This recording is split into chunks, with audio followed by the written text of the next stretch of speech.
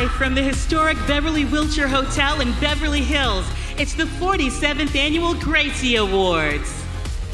She starred in the hit show 21 Jump Street, Hanging with Mr. Cooper, and appeared on Hallmark's morning show Mysteries. She's an author, philanthropist, activist, and actress. Ladies and gentlemen, please welcome our host tonight, Holly Robinson Peete.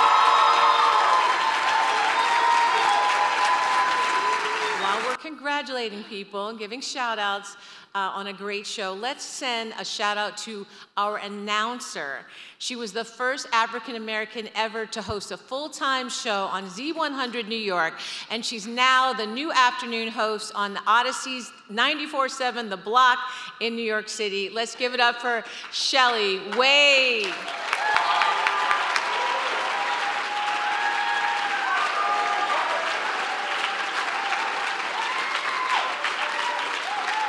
Thank you, Holly, and thank you, Becky. It has been my honor being here and speaking with you guys today. Congratulations to all of the nominees. You guys look gorgeous tonight. Thank you.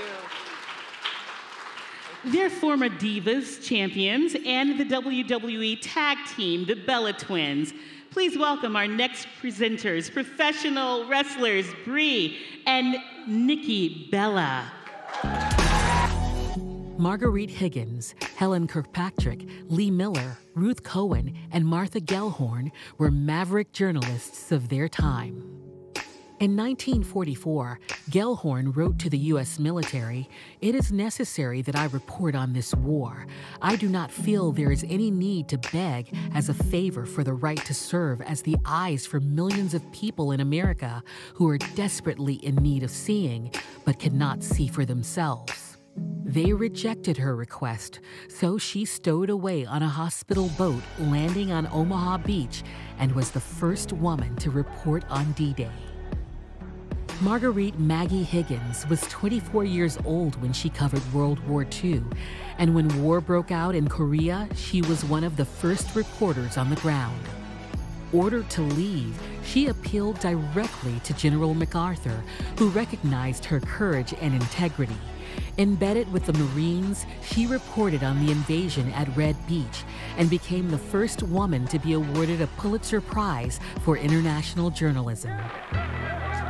In the 1960s, the civil rights and women's lib movements brought independence and empowerment. When fighting began in Vietnam, women demanded their right to work in the press as equals and traveled to Southeast Asia to cover the war.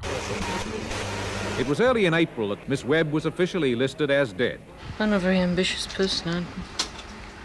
I want to go back to Cambodia. Kate Webb, Frances Fitzgerald, Catherine Leroy, Ethel L. Payne, and others set out as freelancers to document the war. And these leaders inspired the current generation. When I saw her first reports from Sarajevo, I was very angry.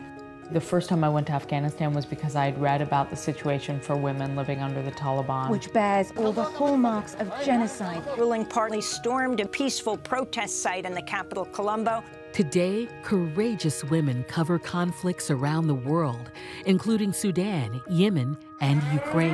And there, I had just heard the first siren has just gone off. Now, there's a steady stream of artillery that we can hear in the distance. We went to a secret location in western Ukraine. About 4,000 people had gathered at that rail station at the time of the attack. All they're trying to do now is survive and eventually go home. A bullet grazed his hand, two pierced his back. There's Russian shelling just a few hundred yards away. Whoa! Stop! We're in an underground parking garage.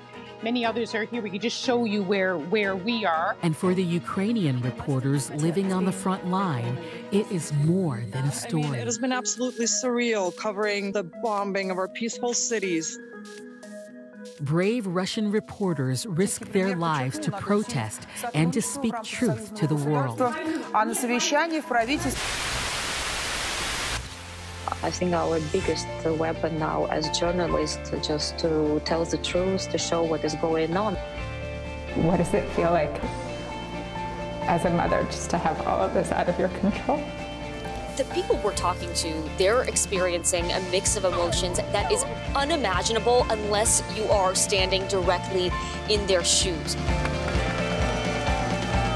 The stereotype is that war photographers are really hardened and jaded, and I think I have become anything but jaded. I've become, in fact, more emotional.